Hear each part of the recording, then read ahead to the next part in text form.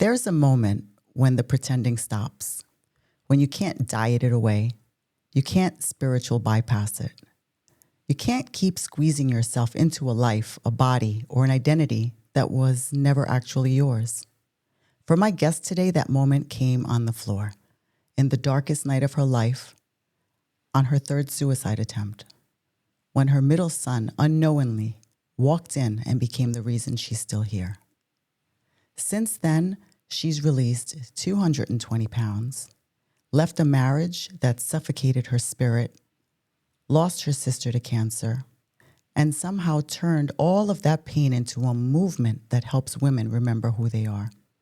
If you have ever abandoned yourself just to be loved, if you've ever looked in the mirror and thought, I don't even recognize the woman staring back at me, this conversation is for you. Stay with me.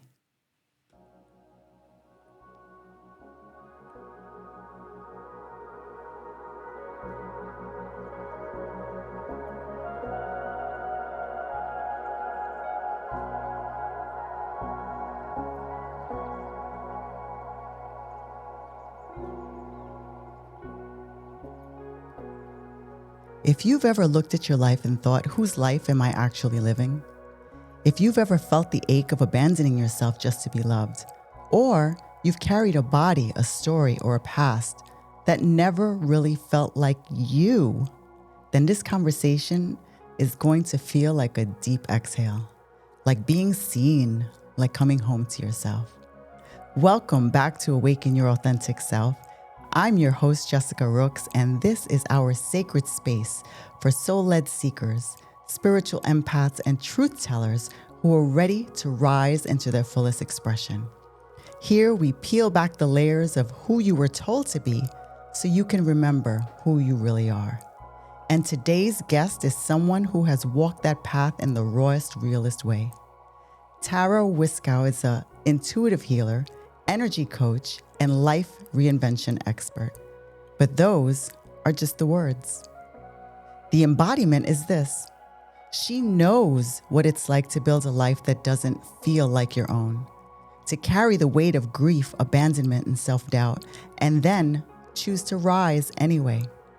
Tara lost 220 pounds naturally, but the real story is how she learned to love herself down the scale, how she moved from suicidal thoughts and self-sabotage into anchoring a global movement for women who are done being everything for everyone but themselves.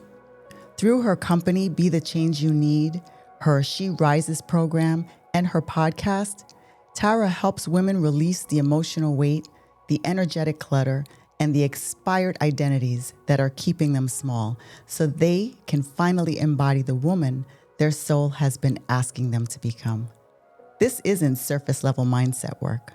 This is her words, unravel, upgrade, up level at the identity level. This is where healing meets power and truth meets voice. Tara, it is such an honor to have you here on Awaken Your Authentic Self. Thank you for saying yes to this conversation. Oh my goodness, what an amazing introduction. Thank you, Jessica, for asking me to be a guest and bringing me onto this most beautiful show and giving me the opportunity to connect with your listeners. Absolutely. Thank you so much. Well, I want to start in a place that I know will resonate deeply with the women listening. That moment when everything could have ended but didn't. Tara, you've shared that on your third suicide attempt, your middle son unknowingly saved your life. Can you take us into that moment? What were you believing about yourself then? And what shifted in you in the hours and days after that changed your trajectory? Yeah, that is a time of my life that I finally can embody with love and forgiveness. And I love that we're starting here because I know that so many of your listeners out there can connect with this because they've had an experience in their life like that as well. And I feel like me speaking about this is going to allow them to give themselves permission to forgive themselves as well. And that moment came after a time at the park. And I need to start there because it brings all of it into context of why that moment occurred to begin with. I was 338 pounds. I was morbidly obese. And every single time I went to the park with my 3 boys, I was the park bench mama. And I allowed all the other moms that were fit, that were active, that fit on all of the equipment. They took my boys in under their wing and they played with them. And I watched. I simply sat there and I watched. I was so afraid to go out on the equipment for the fact that I was afraid that I wouldn't be able to fit, that I would break something, I'd knock somebody over. And I was so embarrassed about my size. And I knew the other moms looked at me and I knew they judged my lack of activity. And I knew this from the things that I heard them say under their breath. And so I stayed seated on that park bench and I let them have fun with my boys. And I always made sure that as I saw them wrapping up and getting ready to go, I would get my boys and we would leave before them. And on this particular day, I didn't do that. I was lost in thought. I was angry with who I was. I was very much feeling sorry for myself that I wasn't able to be active with my boys and I wasn't paying attention. And so when everybody else was getting ready, they were leaving, a slam of a car door happened and I looked up and there are my boys, dirty faces, sweaty, smiling, looking at me and begging me to play their favorite swing game. And this is a game I love to play. I never wanted them to know that I loved it. I loved playing this game with them. And so I said, all right, we'll play it for a little bit and then we're going home. Right. And so this game, they're on the swings and it went my oldest son, Trevor, my youngest son, Treston, and my middle son, Trey. And they're swinging. And my job is to run in between each of them and stop. And then when they pass by me, then I run behind them or run in front of them. And I do this, I weave in between their swinging bodies. And the giggles and the glees and just the screams is so much fun. And so we were playing this, we probably were playing it, 15, 20 minutes if I were to guess the time frame. And I get to the end and I said, all right, one more time, that's it, and we're going home. And as soon as I got their approval on this, because if you've ever been a boy mom, you know they have to say okay. 2 boys Otherwise, here. they don't, right? They don't give your buy-in, you're never leaving. And so they said yes. So I got by Trevor. And Treston said, me next. And I said, all right, I'm coming by you. And then Trey, and then we're going home. And they giggled and I started going. I was moving, got right in front of Treston and I tripped. And as I was falling, his 2.5-year-old body came barreling at me and his feet landed into my side. And the force of us coming together whipped him backwards and he wasn't strong enough to keep his hands on the swing, the chains of the swing. And so he landed on the ground. And in the process of hitting the ground, his head split open. Oh, okay.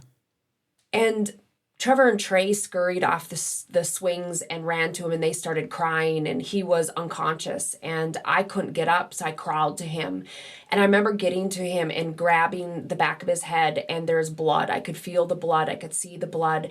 And using the swing and all of the strength that I had within me, I was able to bring the both of us up and got us to the vehicle. It took me far longer than I ever thought. I had to stop. And, you hear those times that when adrenaline hits you, Right. there's nothing that you can't do. And I wasn't experiencing that. Every 5 feet, I was having to stop to catch my breath. And when I finally got to the van with the boys, Treston had come back too, and I got everybody buckled in, got to the hospital. If any of you listening that are a doctor or a nurse, you're like, oh, this is okay. We're just going to put some staples in. We're okay. And everybody was calm about it. That is a mom. And yeah, as me, I was so angry with myself because I did that. I hurt my baby. And all I could see is my weight, my body, the failure that I'd become. I was so ashamed and disgusted with myself on a level far greater than I'd ever been prior. And there'd been some very, very dark, deep, angry moments Right. in my life. This one topped it.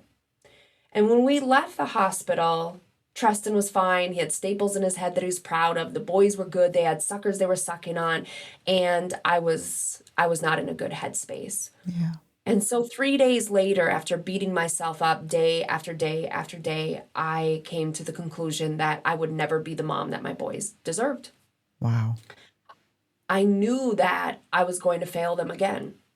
I tried losing weight multiple times. I'd done all the things. I had pills, patches, wraps, doctor prescribed, internet suggested, friend recommended, starvation, deprivation. I had struggled with bulimia for a year and a half. The weight wasn't coming off. And so I made the decision to give my boys a life that they deserved, and that meant not having me. Wow. And so to that day that you originally asked about, I knew that my bedroom door was locked. And I believe, without a doubt, divine intervention came in and unlocked that door and gave Trey the ability to step into my room and assess the situation as he saw it.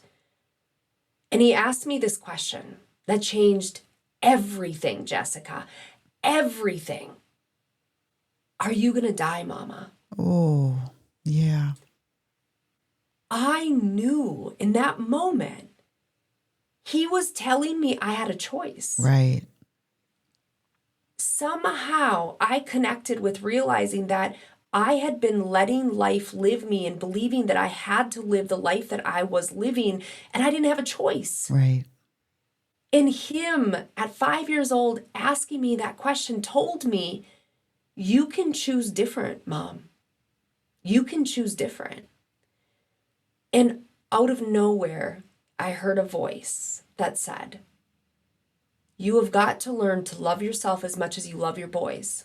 That is your only way out of this. And the only response that I could give to Trey was, no, but I'm not going to die. And from that day forward, I knew that the only thing I'd never tried to lose the weight was loving myself. Right. That's it. I tried everything but loving myself. And that's what changed after that day. I began to look in the mirror and see the woman. I knew that I had to learn to love that woman as she was, regardless of how she looked. Right. Regardless of how far she'd let herself go, none of that could matter anymore. I had to love every inch of her in order for her to be able to lose the weight. And so I started to speak kinder to myself. I started to look at myself and say things that really made me feel good about myself. I started to change the way that I ate, and I started to move my body, not in punishment, not to look better or to be a better person for everybody else in my life, Right. not even my boys. I started to do those things for me. For you. Absolutely. And that's how everything shifted. Thank you for going there. I know that will definitely resonate with so many people. I mean, myself included. One of the things I've never really shared is I've had a similar moment, and it was my 5-year-old who saved my life. So it was a bottle of whiskey and half a bottle of pills down. And when he came into my bedroom in the middle of the night and I looked at his face, I said, I can't. This is not about them. This is something, it has to do with me. And I went and made myself puke. And yeah, so I definitely understand that level of pain that you were in. And I'm so glad that you were able to, that your angel saved your life like my angel did. Absolutely. Yes. Same with you. I'm so, so happy to be having this conversation with you because you made that decision to choose you. Absolutely. Thank you. Well, Tara, you went on to lose 220 pounds, but you've said the real transformation was identity level, not physical. Yeah. Before that journey began, like, who were you and who did you really have to become in order to actually keep that weight off and just love yourself down the scale? Before that, I was whoever I needed to be. At the age of 8, I accidentally found out through a secret being shared with me that my dad was not my dad. He was my stepdad, and that my biological dad had chosen not to be in my life. And in that moment, I understood why friends would ask me if I was adopted, because Wow. I had brown hair and brown eyes, and my mom and my dad and my two sisters were blonde hair and blue eyes. Right. Right. And so that moment forward, every day I tried to blend in and be who I could be outside of appearance in order to not be abandoned, because I believe that I was going to be abandoned from that moment forward. Right. So it created this belief within me that I, in my own like self, me as Tara, I couldn't be accepted. I couldn't be loved. I couldn't be wanted unless I chose to be like everybody in one way or another. And that meant people pleasing. That meant Hmm. making sure that I fit in, making sure that I liked what they liked. I thought what they thought. I wanted to do what they wanted to do. And so I was the very much that stereotypical woman that we talk about that says we do what everything everybody else wants us to do. So we go to the restaurant. Somebody says, "Where do you want to go?" And we say, "I don't know. Where do you Where do want to you want to go?" go? What do you And want to eat? yeah, exactly. And so that was me. That up until that moment, that is who I was. I was whoever I had to be. And I would say so often, I feel like something's missing in my life. Mm. I can't figure it out. Like, I don't understand. Something's missing. And when I lost my sister, 5 days after the burial service, sitting there fearing that at 39 years old, when she passed, that she hadn't lived a life that she felt was the right life. Again, I heard this voice that said, "Well, what about you, Tara? Mm. What are you doing?" And I connected in that moment again in a similar way of realizing I was who had been missing. Right. I had not been showing up as myself. I wasn't allowing myself to be me. And so that moment, I'd lost all this weight. I'd lost 220 pounds. I had a body that was amazing. I'm a bodybuilder. I've competed as a figure competitor in Wow. 3 different shows. I've taken first place. I have like built this body that I loved, yet I still wasn't happy on the inside because I wouldn't let the true me show up. Right. And from that moment 2.5 years ago to now, I have fully unraveled as the unravel, upgrade, up level. I've unraveled from being the woman that I thought I had to be in order to belong and be accepted and be wanted. I've let her go. I've released her because she's not me. Right. And I have upgraded and up leveled myself into my full authentic being to allow me to show up every single day as me. Perfect. You talk so powerful about that. I love it. You use the phrase expired identities, versions of Yeah. ourselves we've outgrown but are still living from. What were the most powerful, would you say, the expired identities you had to shed as a wife, a daughter, a mother, a coach? And how did you really know that it was time to release them? Hmm. The expired identities that I had to release was I can't be me without rejection. Another one was I have to take whatever anybody deals me and I have to figure out how to make lemonade out of that and drink it, even though it feels like poison. Right. Identities of I don't get to choose myself, be myself. I don't get to be happy.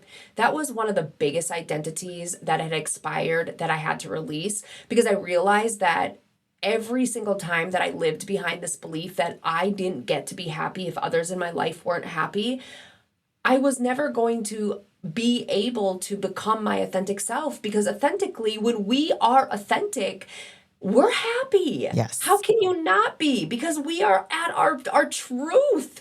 And so we're so divinely happy.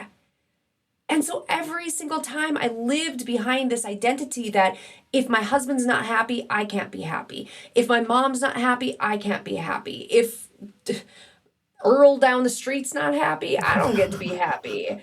Then every day I was not allowing myself to be authentic. So that was one of the biggest expired identities that I had to release.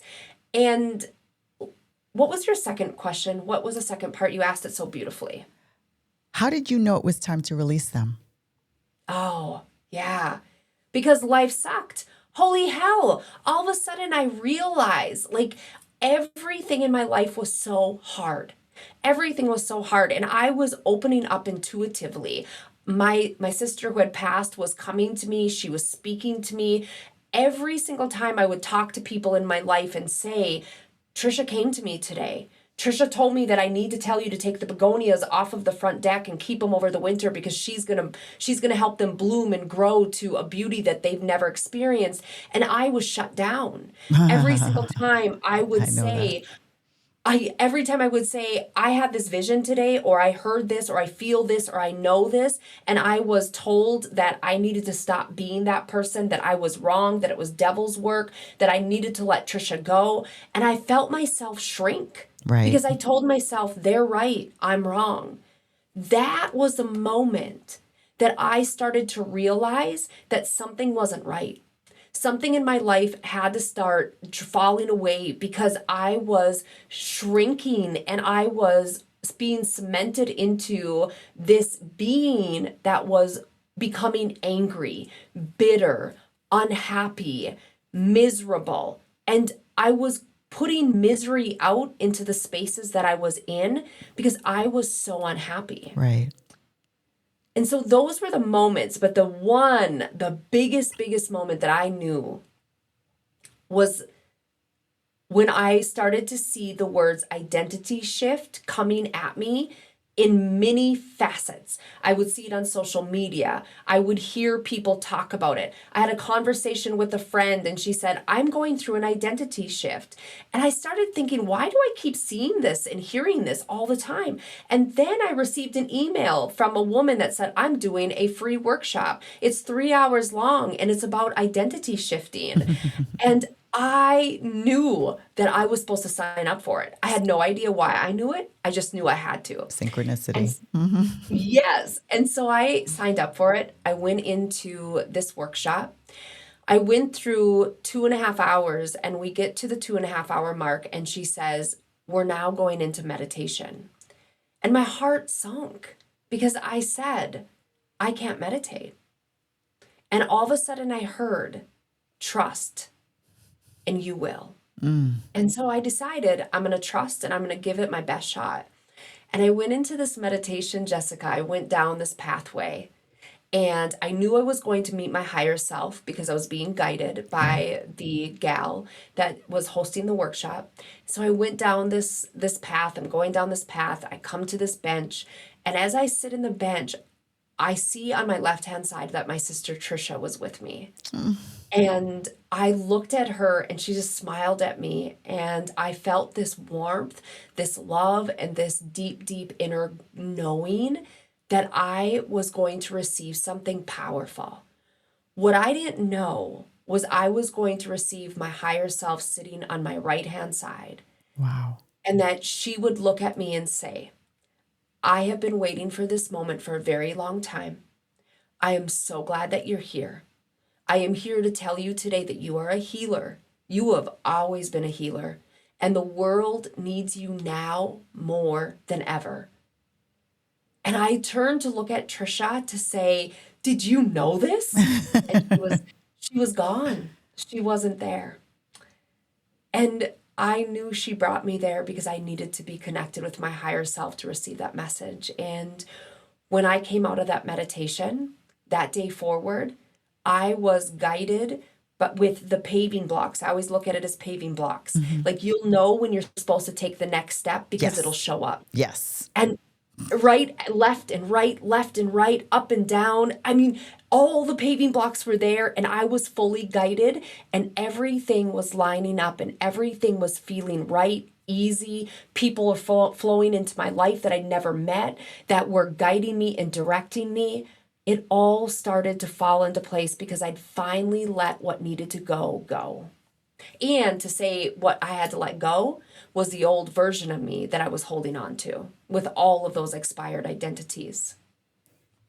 I can feel so many women in this community and what you're sharing right now, especially with the letting go of all those identities. But what an amazing, amazing gift your sister what she gave you. That is Yes. absolutely beautiful.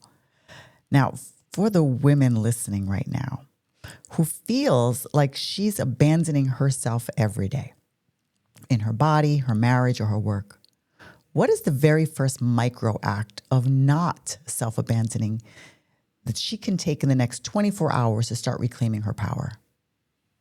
Oh, I love this. And what I'm going to say is going to land in a way of like, what? Ooh, Really? please That's share. all you got? I love it, especially when it's easy. Yes. Oh my gosh. What I need you to do is journal. And now, please, before you hit end, pause, ladies, before you leave me, hear me. Hear me. Because I was that woman that when someone told me to journal, I was like, all right, peace, I'm out. I'm I don't raising do my this hand. stuff. I was that Yes. person. I am not saying journal around your day of all the misery and things you don't like. I'm not saying that. That is a journaling that I believe was placed in our hearts as young girls and a long, long time. I call it soul aligned journaling. This is coming from your inner self. This is your soul guiding you. And so, what I want you to do to very first micro step to begin getting to know you, because here's the thing, babe, you have no idea who you are. And that is not a slam, that's not judgment, that's not shame, that's not criticism, that is awareness. Mm-hmm. And the very first step that has to happen in order for anything to change is awareness. Just like that moment in that bedroom when my son walked in, I became aware that I could choose the life that I wanted. And so that's where we need to get you is awareness of who you are. And the easiest way to do that, the safest way to do that, and the reason why I say safe is because it feels safe. You don't have to put yourself out there for people to see or people to know. It's for you to grab a notebook, a piece of paper, a wall, whatever you want, with something to write with. And I need you to sit and I need you to just ask yourself to clear out everything. Take 3 deep breaths in and know that on every exhale, you're setting the intention to release out what no longer serves you and doesn't belong, and you're coming home to yourself. Only you are present within you. And if you need to put one hand on your heart to just calm that central nervous system, one on your belly, you can do that as you're just taking those 3 deep breaths in and exhaling out fully, setting that intention that you're releasing everything that does not belong, no longer serves you.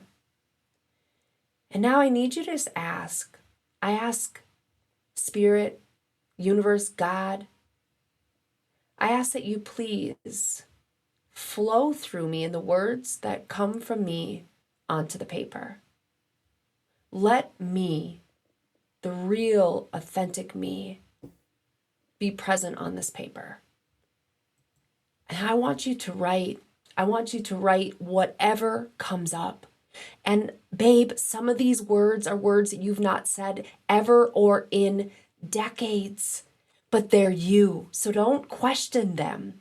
If you think, wow, who is this? It's you. Let it flow and let the words come out. And when you know that you've emptied the vessel, at the very end, I want you to write, everything is always working out for me. It's this or something better. It is done. And I want you to reread that when you're ready. Maybe in that moment you're not ready to. And when you are, go back and reread it and get to begin to discover the beautiful, authentic you that's coming out through the words that you're putting on that paper.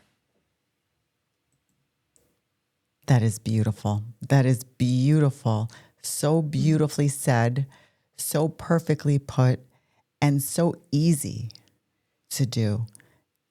And more Yes. importantly, so needed. so needed because that really can be the beginning of a complete healing journey right there. Agreed. Agreed. It's when I started journaling that way, so many things began to fall into place for me, and I began to discover me on such a deep rooted level. And it felt so good and so right. And it's evolved from that point. Now I know who I am. And so now when I'm journaling, I'm calling in what I desire because I know what I want and who I'm becoming. And that wasn't me at the beginning. I had to start by allowing God, the universe, spirit, the higher power, whoever you speak to, I speak to all of them. Mm-hmm. I needed them to speak through me so that they could help me come home to myself. Absolutely. You have to release before you can receive. Yeah. Absolutely. Tara, let's talk about your signature process. Your signature process is unravel, upgrade, uplevel. Can you walk us through what unravel actually looks like in real life for a woman? What kind of truths, patterns, or energies tend to surface first when she's finally honest with herself? Yes. Oh my gosh. This signature process is my favorite all day long. I love it. The unravel is the most beautiful and difficult part of this process. And the reason why it is there is so much guilt that comes up. And it's multi-layered guilt. It's guilt that we're choosing to change and be somebody different. And we're going to do things in a way that others in our life are not going to be privy to. There's guilt that starts to seep in as we release the expectations of others and we begin to come home to ourselves. Is guilt around all the years that we abandoned ourselves, neglected ourselves, didn't choose ourselves. And then there's guilt. It's almost like it's like mourning or grief. There's phases of the guilt that comes in because the next level and phase of guilt is all the years that we lost, Right. all the time that we see it in that moment of not being able to get those years back. And then we come into guilt of our higher self because now we're starting to go into a deeper level of connecting with our higher self and being more in that spiritual space of not loving her in the way that we wish we would have. That is the hardest part of the unravel. However, it is the most powerful that we get to work through releasing it because guilt is the number one emotion, I believe personally, that will cause us to shut ourselves down and give up living the life that we want. Guilt sucks life out of women in alignment with fear. Fear would Yes. be the next up. However, that guilt, if you think about your children, I think about the times that I was deciding to go do something for me and I look at my boys and they're looking at me with that puppy dog. Oh, but what about me, mom? Oh my gosh. There were many times that I Mm-hmm. decided not to go because I felt so guilty that I was choosing me and I told myself I couldn't. Right. So that's the biggest part of it. What does it look like as a whole? I get so excited talking about it that I just go in tangents. So I I'll love try to it. pull myself back in. I love it. I love your energy. Please go for it. Spread the love. When we unravel, we unbecome. You cannot become the woman you desire to be, the woman you're meant to be, if you continue to be the woman that you've always been.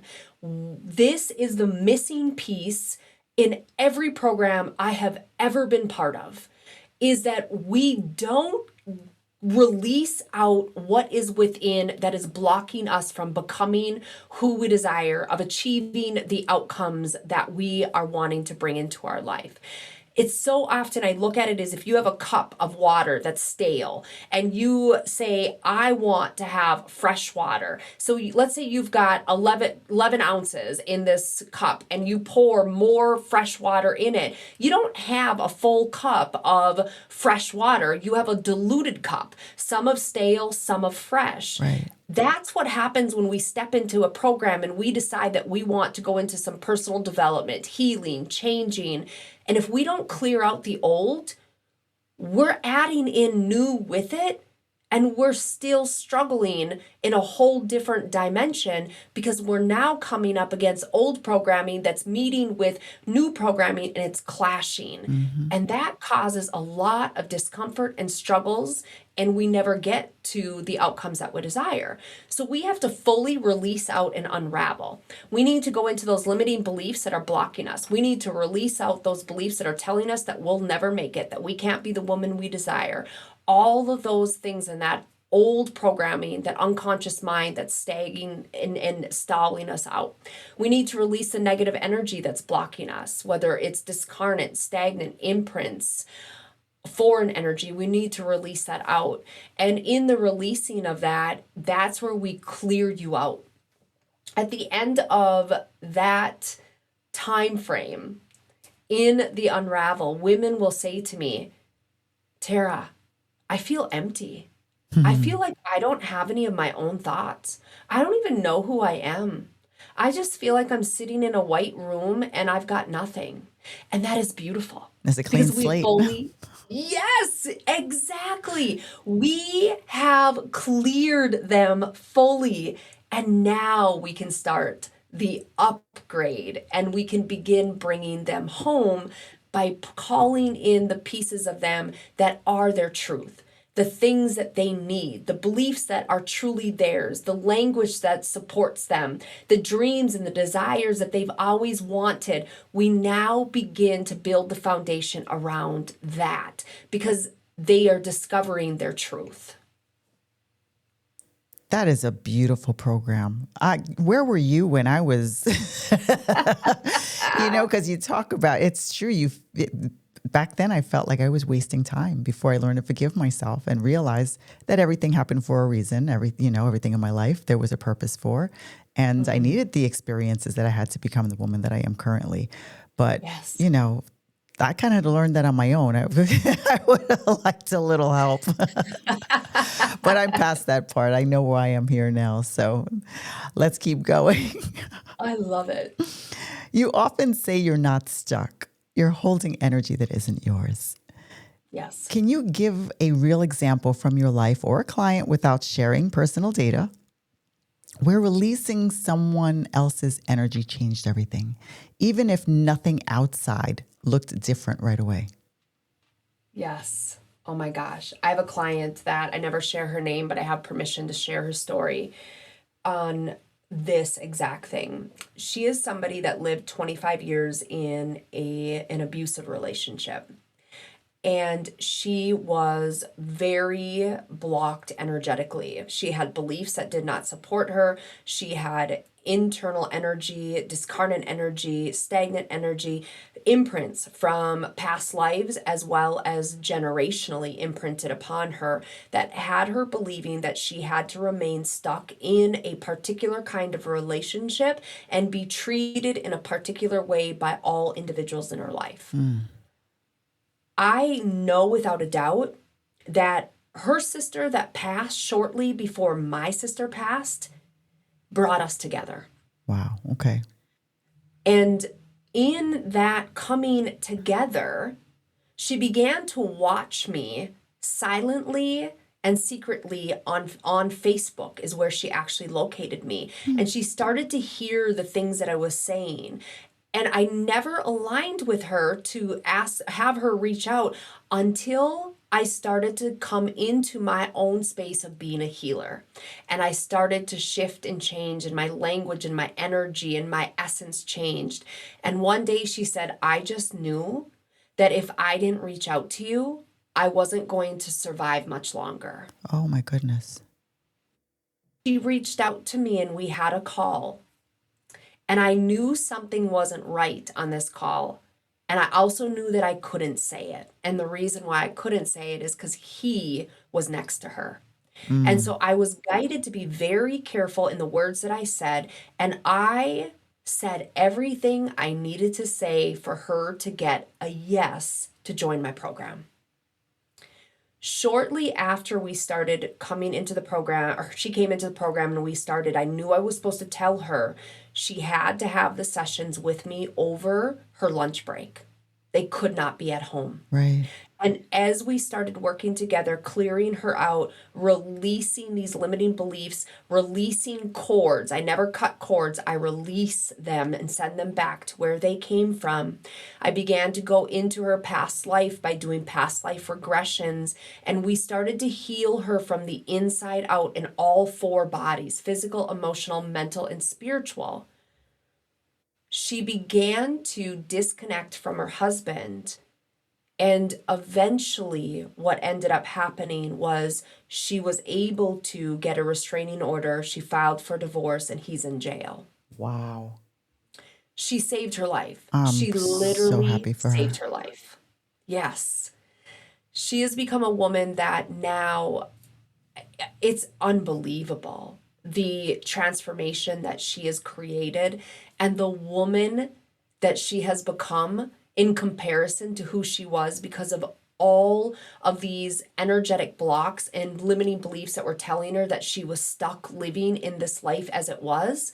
Releasing it has brought her fully into self-approval, self-acceptance, and living big. She lives big knowing she's not stuck ever. So that's a story that I love to share, many of them, but that's the one that I feel like is such a strong example of what it means to think you're stuck and realize that you're not. Well, thank you for sharing that. And we thank her as well for allowing you to share that story, because that is a beautiful example of, Yes. oh, that is just beautiful. And I'm so happy to hear that. Oh, gives me chills. Tara, you work with NLP, integrated energy therapy, theta healing, intuitive coaching. For the woman who's only ever tried willpower and diets, how do these tools practically help her stop self-sabotage and finally feel safe in her own body? Yes. Neurolinguistic programming, NLP, is one of my favorite modalities. Literally love it. Funny story, I knew I needed to bring it into my program. I was a weight loss coach, have been for 13 and a half years prior to becoming an intuitive healer. And I saw that women would lose the weight, but they had to fight every day after losing it in order to keep it off. It was a battle, a mental battle. Mm-hmm. And so I realized something was missing. And as you and I know, we are divinely guided and things land in our lap at the perfect timing because they need to. Mm-hmm. This woman that was a practitioner of NLP and teaching it dropped into my lap one day, and I knew I had to bring this in for my women. I didn't think it would work for me. I was like, this isn't going to work for me, but it's going to work for my women. So I'm going to learn it. I'm going to spend the next months becoming a practitioner. I'm going to hone it, know it, do it, and I'm bringing it into my program for my women, and I am going to shift everything for them. What I didn't realize is that everything would shift for me before I could even give it to them. Oh, And wow. so, yes, I don't know why. And that's part of this belief that I had, is that I didn't get to be someone that received help. I had to have willpower. I had to fight. I had to struggle. I could only work hard and then harder and harder and harder. And then maybe I'd have a window of success. That was my belief, which is what you're mentioning and meaning when we speak about the women listening that believe willpower is the only way to get through. Mm-hmm. And so in bringing in the NLP, how this shifts everything is we get into the subconscious space, which is where you live 95% of your day, every single day. Only 5% is where you are consciously. And that means 95% of your day, you're on autopilot. Mm. Think about driving your vehicle. You go the same place every single day. How many times do you get from start to finish I wonder and how you got you, there. yes, you did it on autopilot. You don't Yes. have to remind yourself, I have to go straight 900 yards and then turn right and then turn left. None of that. You just do it. Right. That, while that is beautiful and that's amazing that our mind is wired to do that, our brain can do that for us because it simplifies life on a grand level, it's dangerous Mm-hmm. because we're living in that unconscious autopilot space behind these beliefs that are radically causing us to be out of alignment with our truth. Well, if you think about how many car accidents that could cause in a dangerous aspect, that you're doing that to your spirit and your soul. Yes, beautifully put. Beautiful way of looking at that. And when we drop into it, there's many different ways to use NLP, mental emotional release. One, they come together, is we're going to do timeline therapy to uncover the beliefs that are actually keeping you stuck. So we look at different areas of your life, of maybe it's relationships, romantic relationships, your body, your health, your wellness, finances, career. And we can look at each one individually and we uncover within the values, what are your values? And once we have the values that you have, your top 10, we start diving into it. Because if those are things you value, now I want to know what's important for you about that value and why do you feel that you cannot get that to come into your life? Why do you believe that you don't deserve to have that? What's limiting your ability to experience that? When we start diving into that, we begin to allow the unconscious mind to give you the limiting beliefs that are behind why you cannot allow that value to come into your life. So if confidence is a value that you have, why is it? Maybe it's, I don't deserve to be confident. I always fail. Whatever the limiting belief is that comes up, there's multiple. Now we check that energetic charge and we understand why, when you are wanting to be confident, you never can bring that muscle forward.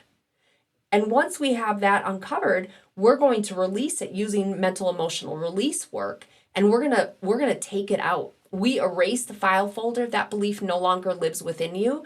And now if your belief was I always fail, and that makes you believe you can't be confident, once we release that, you no longer worry about taking a risk because you know that failure isn't something you have to worry about. Right. Does that answer your question? Absolutely. Okay. Absolutely. You just, failure is not an option. Yes, yes. Somebody needed to hear that today. Exactly. Now, let's talk about your marriage. You left a marriage that felt suffocating and you built a completely new life.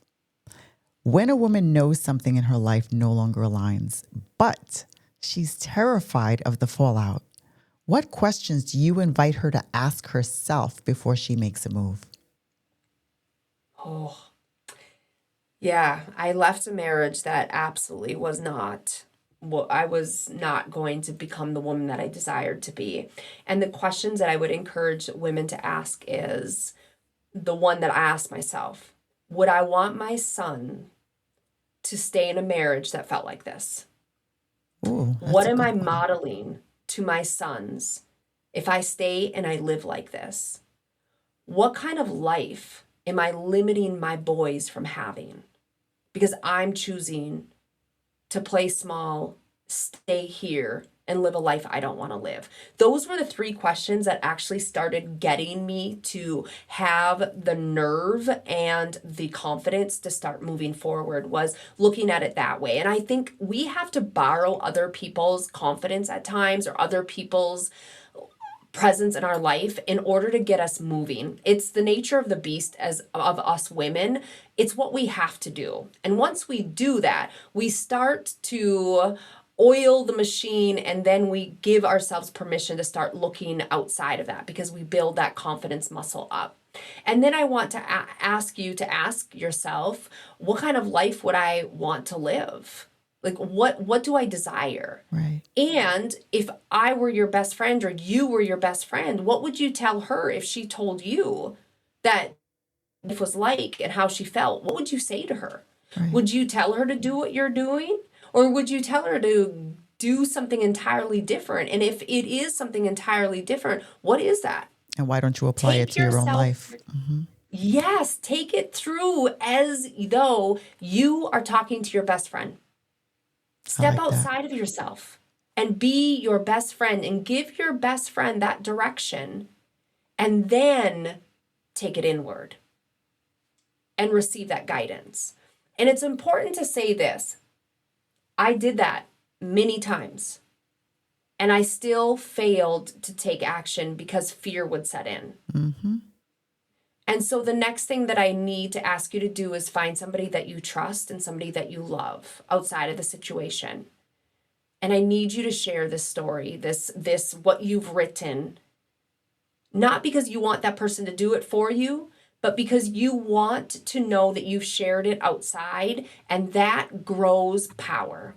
That gives you power because now you've shared it outside of you, and then it begins to take form and it begins to feel safer to start taking the steps. And energetically, you start putting it out to the universe, you start putting it out to spirit that this is what I'm wanting. And the more that your energy grows with confidence and determination, the more you put that out and the more things start to line up and the more you start to step outside of the situation as it is, and you begin calling in what is needed so you can start taking the next steps.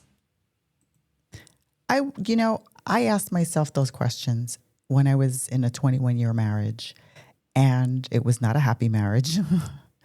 Mm-hmm. And like you said, fear. It was the fear of like, well, if I leave, then my boys are going to be in a broken home, or, what kind of life will I be able to give them without him because he was the major breadwinner. So all those things came about, and spirit found a way to push me out because, when he cheated, I remember putting my hands up and thinking he violated one of my number one boundaries. And I remember put my hands up in the air and go, oh my God, I'm free. And I Yes. had never felt such freedom. And then when he took me with the guilt, because of course they like guilt, Yes. and he swore to me that it was over, it was over, it was over. I remember him calling me while I'm in the car on the way to the mall with my kids, and him saying, like, please give me a chance. I want to come over today so we can talk about it, and broke me down to the point where I was like, okay, fine, we'll talk about it. Again, I love spirit, how they intervene and tell you what's right or wrong for you. He sent me a text that was meant for her. Yes. And with that, he came home, his bags, his stuff was in the floor. I was like, done. And that gave me the strength. But, Yeah. I would have liked to have been able to find that for myself. But I was I was that person back then. And looking back again, everything happens for a reason. But spirit found a way to get me out. And I think two things I want to share here. One, I love that you share that you were dealt devastating experiences, and you now, I don't know if you could then, but you now can see that spirit was guiding you through that they were actually like, there's blessings. Every evil has a blessing. Yes. And so those moments happening, and that's what I've learned is that when these things come up, what's the lesson in this? What's the blessing that's coming through this? Yes, it feels monumentally terrible. However, how can I shift this and make it for me, not to me? That's what you are saying here and looking at it that way. And I love that. And the second piece that I want to say is you weren't that woman then. And you weren't because you weren't supposed to be. Right. And Exactly. so you were guided in the exact way you needed to be guided in order for you to become the woman that you are today. Yes. Yes. Thank you for sharing that. Thank you. Thank you. I have one more question for you, Ms. Tara. Okay. You say the life we desire is already within us. We just have to become the woman who can claim it. When you look at the woman that you are today, what are 3 embodied traits or non-negotiables you hold now that the old you did not have? Oh my gosh. This Yeah. is so fun. I'm ready. Oh, 3 non-negotiables that I hold now that I did not before. I am me, and if you don't like it, the door will open and close right there. Go. Boom. I know, yeah, I do not shape shift myself in order to be who anybody wants me to be. Not even my husband. I'm Yes. remarried. No, I am me. And if you don't like it, I'm sorry. I'm not changing me. That's huge. I do not downsize my happiness. Mhm. I do not. So this is an example. I'm a bodybuilder. And muscle's a big thing to me. I'm very proud of it. I love it. I'm very selfish. I would like more of it. And I'm stronger than my husband in a lot of ways in the gym, and he doesn't like it. And for a long time, I would sabotage myself so that I wouldn't build muscle, so that he would be stronger than me, so he would look better to me than me. Oh, hell no. That's done. That is done. Sounds like more of a you problem and not a me problem. Yes, I absolutely no longer cross myself off of Yes. my list of priorities. I am my priority, and what I want is what I go after, whether anybody in my life likes it or not. It's absolutely vital for me. And the third non-negotiable is I am not hiding my truth. I'm not choosing to blend in and be quiet and not be loud and not be audacious. I'm not speaking in fluffy ass powdering language anymore in order to keep people comfortable. Hmm. I show up as me and I don't hide me. And that is something that will never, ever, ever go away ever again. I am not going to be a woman. I'm not in order to keep people comfortable and happy. I love it. I agree with every single one. Can I add one? Yes. This one was big for me once I learned what boundaries were. Boundaries are for everyone, and no one, family, friends, no one is exempt. Amen. Yes. I love that you say that because I was going to also say, and this goes for my boys too, because Ah, they're yes. the ones. Like my boys are amazing. I am blessed. Like literally, I know that women are out there. Listeners are like, well, of course they're your boys. No, I am so lucky with my boys. Are they pains in the asses in their own way? Oh yes. Have they given me a run for money of being a parent? Yes. I'm blessed.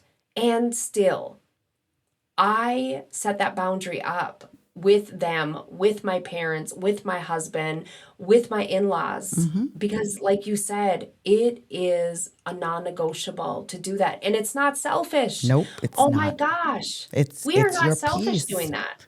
You have to Yes. maintain your peace, and your peace is one of the biggest gifts that's allotted to you, and you can't give that away to anyone. And I will share here where I think my boys are the apps. I mean, mine are now 29 and 27, so they're grown men. But I haven't had a conversation with my oldest one. As much as I love him to death, I know he'll be back because he's on what I call a spiritual timeout until There you you go. learn what boundaries actually mean and what is okay and what is not okay and what's how you can speak to me and how you can't speak to me. And Amazing. while you're off doing you, that's fine. You're finding you, you're healing you. I know that you're okay because of hearing from your brother and from your father. But outside of that, boundaries are for everyone. Beautifully said. I love that you shared that. So important. Yeah, if I can't speak my truth, I can't expect anyone else to speak theirs. And that's the one thing here on this show that my listeners, the day one listeners, they know about me. I will not sugarcoat. I will not hide.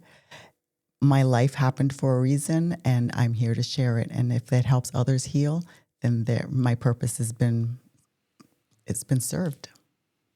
Amazing. Amazing. I love that you share that to that level because it helps your listeners to know that they are heard and they're safe to hear you and to know that what you share is what you practice. Exactly. And like I say to all of them, they're not broken. They're just No. healing. Yes. Oh my gosh. Thank you so much for this conversation today, Jessica. It has been incredible. I have loved our time together. So have I, Tara. Thank you. Thank you for your courage, your honesty, and the way that you honor your story as medicine for other women. What I feel so strongly from this conversation is that nothing in our lives is wasted. The grief, the weight, the identity crisis, the moments we thought we were too broken to keep going, all of it can become the doorway back to who we really are if we're willing to, as you would say, unravel, upgrade, and uplevel.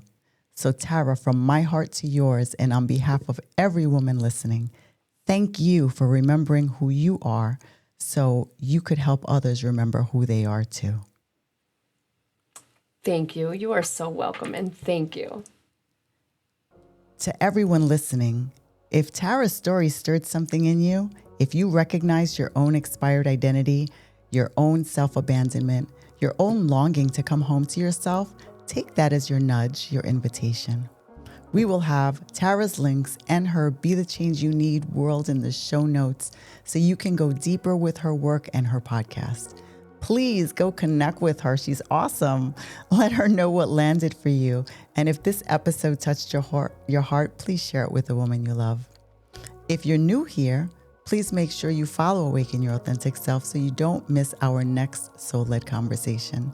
And if this space feels like home, I'd be so grateful if you left a rating or a review. It helps these conversations to reach the women who are quietly praying for this kind of support. Until next time, beautiful souls, keep listening inward, keep honoring your truth, and keep awakening your authentic self.